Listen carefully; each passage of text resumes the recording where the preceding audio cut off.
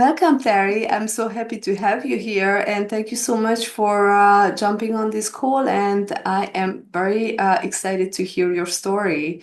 Can you please take us back to the moment when you were diagnosed with MS? But I think I actually need to rewind a little bit before the diagnosis. So 2018, and it was about a year after I'd had my third son. It started with just this weird feeling on my face, and I thought it was my hair bugging me, and then it just kept getting more intense, more intense. And I would go to the doctor, and they're like, "There's nothing there." Like, there's nothing wrong. I thought I had an ear infection. My ear started hurting really bad, and they're like, your ear looks fine. I got to the point where it felt like I had like my face was sunburned. It was burning really bad. So like, okay, we'll put in referral. And the referral, like, once it finally went through, I think it was like 6 months away to get into a neurologist. And I'm like, but this is happening. Um, so it took a really long time for me to get in, and it did continue to progress down my scalp, down my arm, down more on my left side. Um, when I finally did find a neurologist that could see me a little bit earlier, I think that was 6 weeks. By then, I think the initial attack was actually over. So those symptoms have just stayed. That doctor did not believe it was MS. Um, she was calling it transverse myelitis, because it was only, from what she said, only one attack. So it needed to happen again in order to get a diagnosis. Um, I kept having things that would happen, like where I'm like, oh, is this something else? And she'd be like, oh, no, it's probably just from the previous ones. I found another neurologist. She was kind of like, oh, we'll wait and see. Meanwhile, my symptoms just kept getting worse slowly over time. And I finally got into an MS specialist a whole year later. And she took one look at my MRI and was like, 100% MS. I'm like, oh, Surprised or you were relieved that I fine? think I was relieved at that point because I had done, like, all the Googling, the things you're not supposed to do, but I felt pretty confident that that's what was going on. You were looking for answers, so of course, where else you can find answers other than Google? Yeah. But Which year was this? that was in 2019. 2019. Okay. Did you start So right away? at that point, so she asked me to join a study, and the study was based on whether aggressive treatments or traditional treatments would work better. And it was kind of a draw of the hat which way you went. I got traditional, and so I was put on Tecfidera, and so that's an oral med. Um, Side effects were absolutely horrible. And I tried sticking it out. I was on that for about 9 months. And then I was just feeling horrible. Honestly, I thought that I had really bad depression. And so I told my neurologist, and she's like, I think we better get an MRI. Oh, and after the MRI, she was like, well, you're feeling that way because there's so much inflammation in your body because you're having another attack.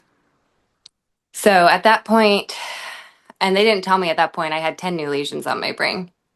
Um, but we did 5 days of Solomedrol, IV infusions, which was also horrible. I hope I never have to do that again. And then I said I wanted to switch treatments at that point.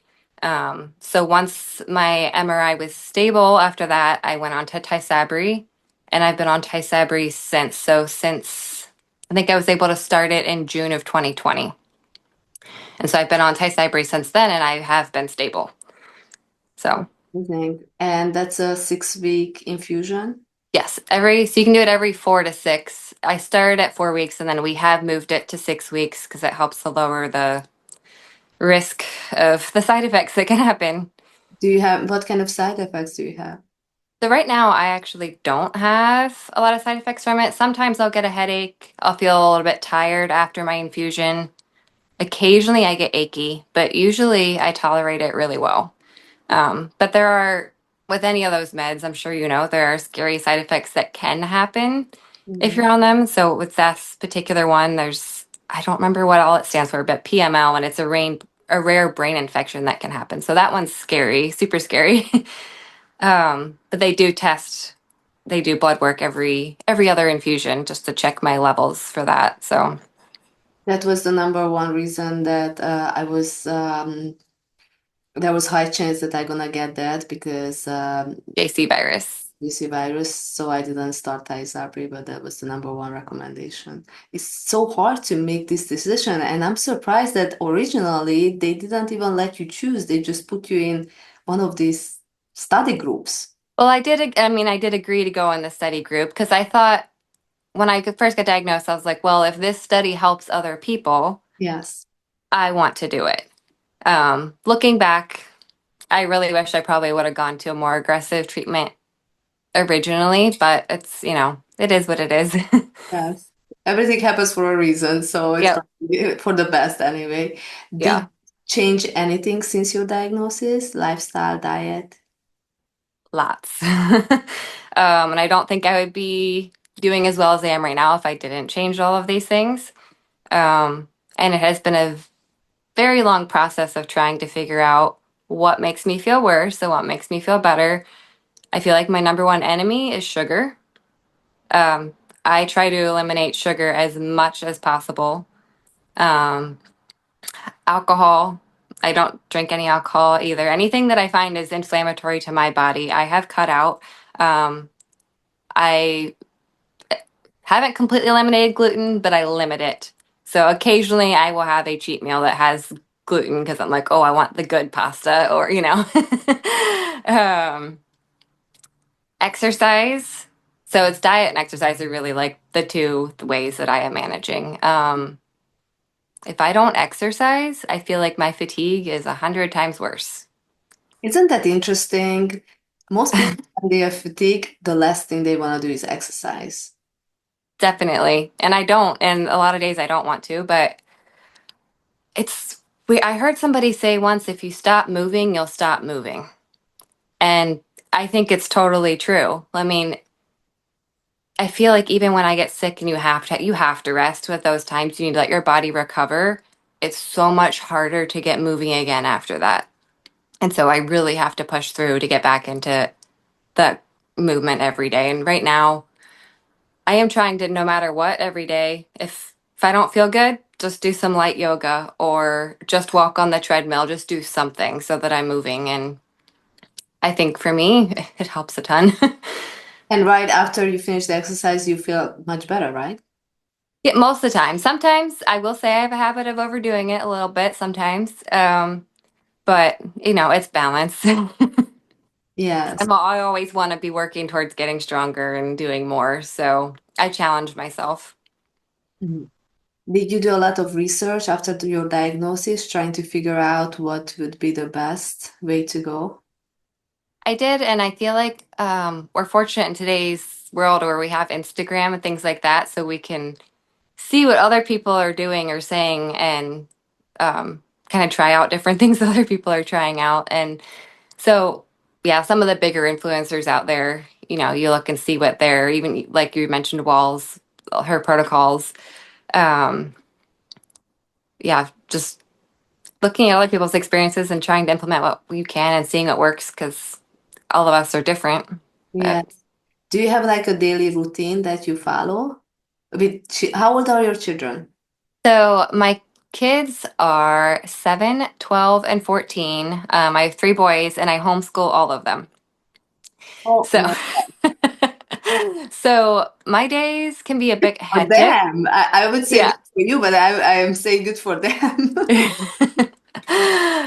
So our days are pretty hectic.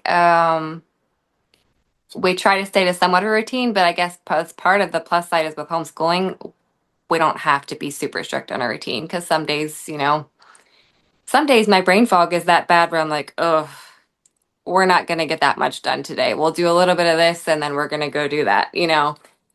So I would say our routine's lax. We're pretty lucky that, I can sleep in when I need to get the extra sleep, and then get up and have a good breakfast and then get started when we're ready. Can I ask you what made you decide to homeschool your children? Sure. So it was actually my oldest when he was in he started in public school, kindergarten and first grade, and they actually held him back in first grade. They said he wasn't mature, and he was lacking a little bit in reading, writing, and he would just have a hard time. And so they thought it'd be best to hold him back. We did. I held him back, and by that winter break, I wasn't seeing any improvements like the second year. So I decided, or me and my husband decided, that we were going to pull him out and try homeschooling. And that was just huge, a huge improvement for us. And then over the years, we'd asked for years, we really thought that he was on the spectrum. And a lot of people would say, oh no, he has empathy or something like that. He can't be. And then finally, we were able to get the testing done a few years ago, and he is on the spectrum. And so he wasn't getting the accommodations that he needed when he was in school. And we were able to do that here, and now he manages wonderfully. Um, I and I love think all of my boys are dyslexic. So a lot of things that they just wouldn't get the help with in school, they're getting here. And then, of course, there can kind of be the other concerns with public school sometimes that, Yes, that's what I was wondering. yeah, Well, you are amazing doing that and managing and dealing with all the side effects, and not only like just knowing that you have MS. Is it something that scares you in the future?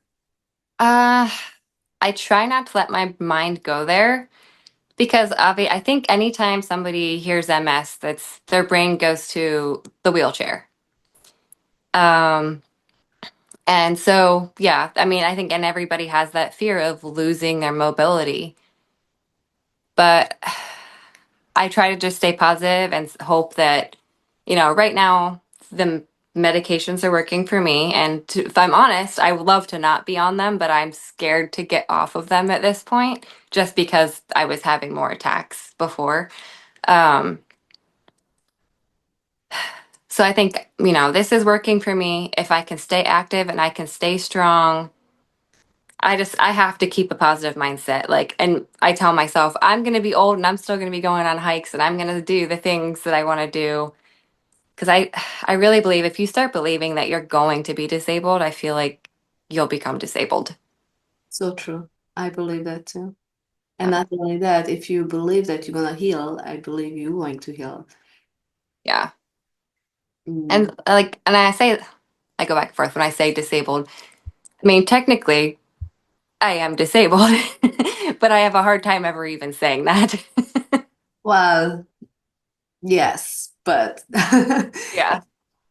I feel like with everything in life, it's just your point of view, how you look at things. So it's just a label, just like an MS diagnosis is a label. And Yes. I said it before that I believe it's for the doctor, so they know what kind of medication to prescribe to us. So that doesn't necessarily mean that yes, we are not diagnosed with this disease, but if we feel healthy and if we feel good, then it doesn't matter. Yeah, it doesn't have to define us. Yeah. Yes. So why are you sharing your story? Um, because I think when I first got diagnosed, it's scary and it's emotional. And so I think if people hear more stories of people who can continue to live their life, and it's not to say that I'm living my life exactly how I was before I was diagnosed, because I'm not. I still do have symptoms. I have to take more breaks, but I have found a quality of life that is great for me right now. And so I just want people to know that it's possible, and it's really hard to get your mindset right, to do the things to feel better. Um, so I just want people to know it's possible to feel better, I guess. Like, it's not going to cure you, but we really can live a good life regardless of where you're at. You can do the things that you can do to your level and to improve your life. Yes, and thank you. What are you doing to work on your mindset? Great question. So that's a constant work in progress. Meditation and brain retraining do not come naturally to me at all, but I have found that they are really helpful. Um, Tell me more about brain retraining. so I actually did, there is called the Gupta program. I don't know if you've heard of it. Um, and so it works on calming the nervous system and retraining our brain out of negative thought patterns. So if I catch myself thinking I can't do that, I try to right away be like, stop. Yes, you can. I can do that. I'm going to feel good. I'm going to feel strong, and I can do that. And it feels so silly when you first start doing this stuff. But it works. It works. It really does. Yeah. I didn't hear about that program, but I am using Joe Dispenza, and he talks about rewiring your brain, but it's the same basically. hmm Yes, that. And I do think, I've been in therapy as well. Healing trauma, I also think is a huge part of it. Just healing your body in all aspects. Like, I just feel like that's a huge part of healing, the healing journey in general. You have to go everywhere and heal everything. Start from the inside Yep. and probably from the past. Yes. Did this journey change you spiritually? Yes, I would say so. I'm definitely not the same person I used to be. And I think that's for the better. So I guess in that aspect, you can be like, hey, MS has improved my life in a way where I have become so much more in touch with myself. Um, and I have more compassion for others too. So maybe I wouldn't have in the past, not realizing. I feel like a lot of people, when we look at people like us who can still be active and everything, you don't see the symptoms. And so it's easy to be like, oh, whatever, they're fine, they want attention, or those types of things. And so it does really open your eyes when it's you. Yes, for sure. What is one myth about MS that you wish more people understood? Hmm.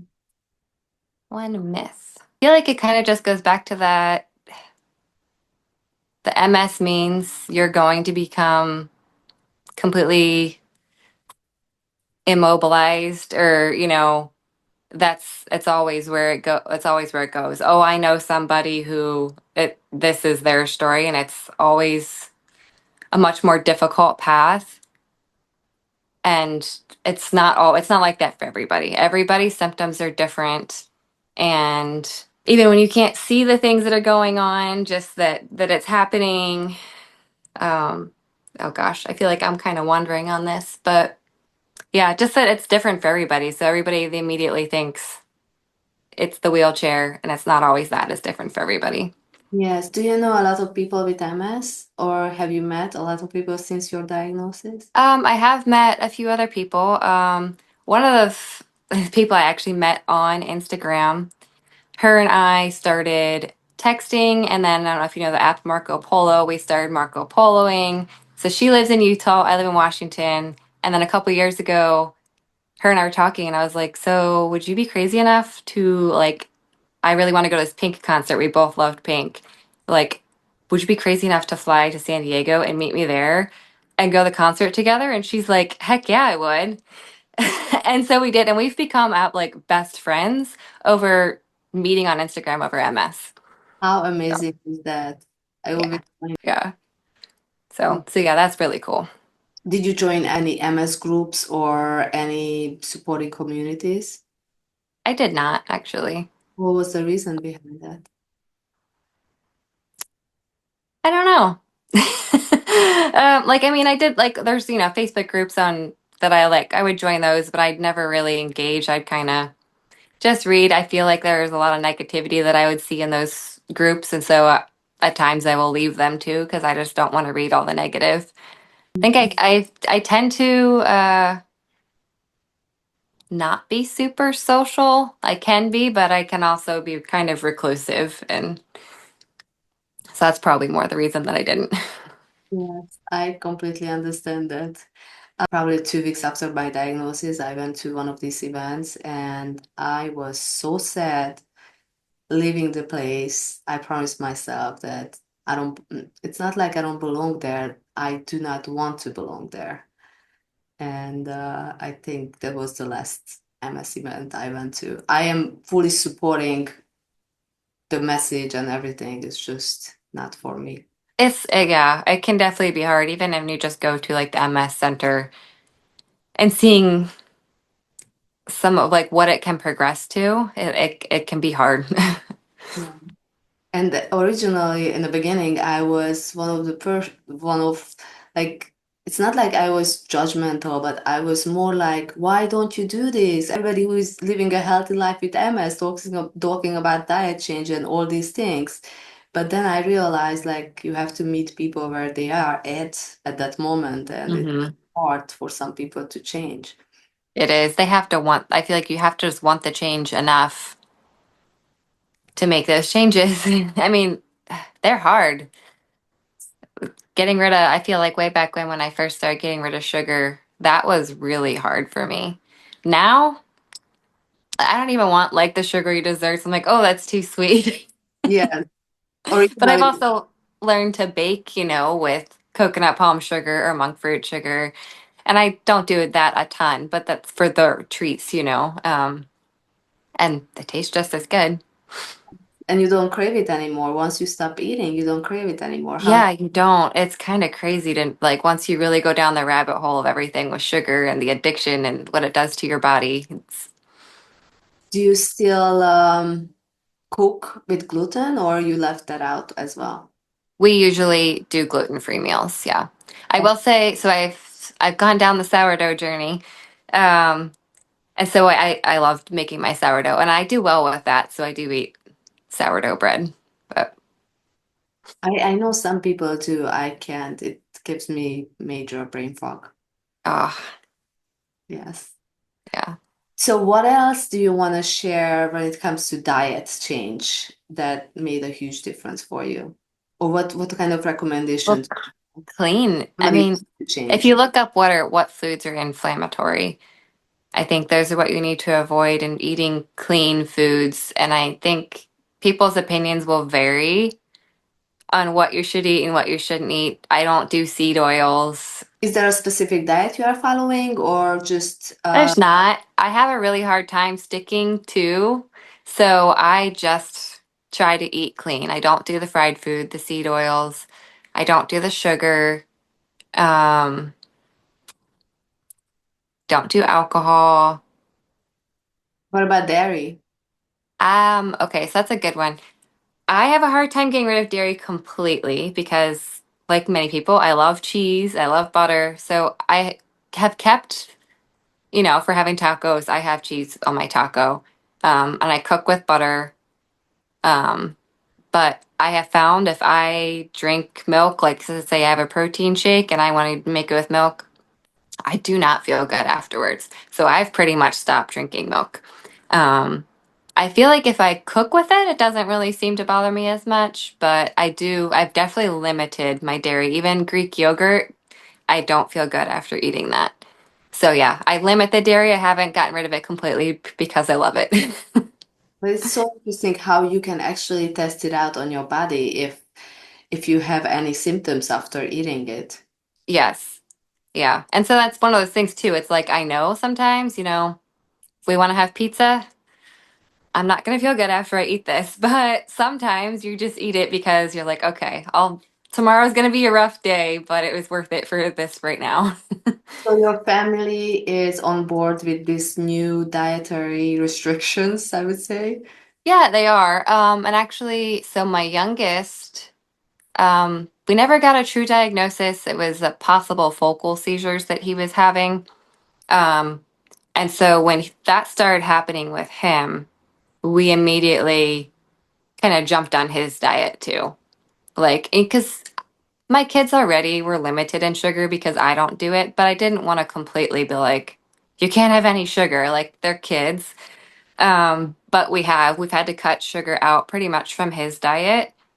Because so the last time we went and got ice cream, My mom was here, and so we were like, let's go get ice cream, you know.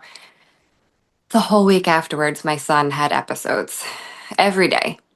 And so that was kind of the straw for us. Nope, no sugar. He does okay with gluten. We do kind of limit that. But then, like, as far as clean eating, you know, we'd had Chinese one night and he had an episode that night. And so I'm sure there had to be MSG in it. So he actually has realized too, he knows if he's gonna eat that, he'll feel really bad. And so those episodes, whether they're, because they told us it could be focal seizures or it could be a migraine variant. Whatever they are, they're scary for my son and it really feels bad. So he doesn't want to eat the sugar anymore either. So in that aspect, it has been easy for us to make the transition because it's better for two out of the five of us. Hmm.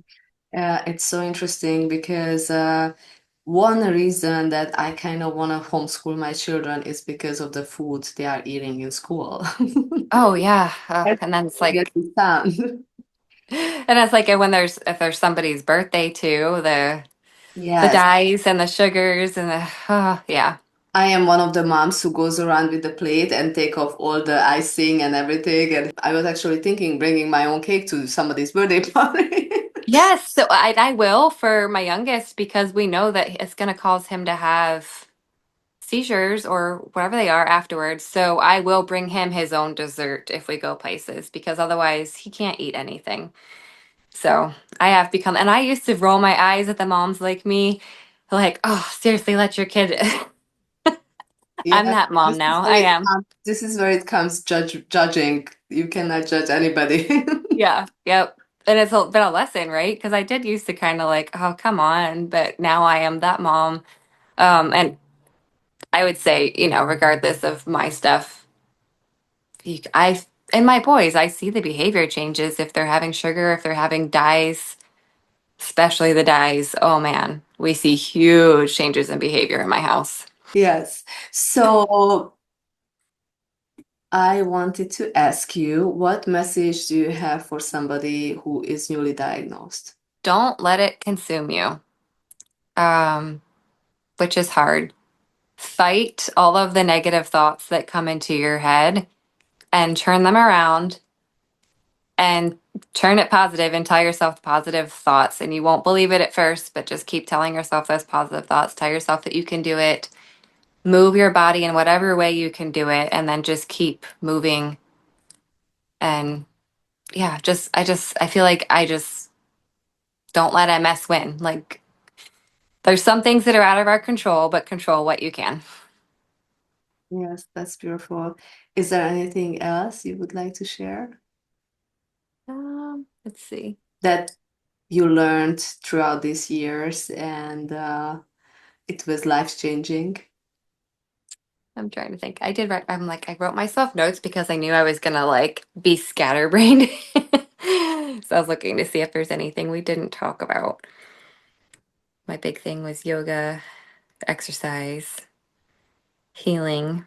I think too, knowing that our journeys are they can be a roller coaster ride. So I've actually gone from points of using mobility aids to now I'm hiking miles. Um, And that's not to say that there might not be a time that I may need a mobility aid again, but right now I don't. And so just kind of being okay with wherever you're at when you're there and then just doing what you can to keep moving forward. Yes, and believing that that's only temporary.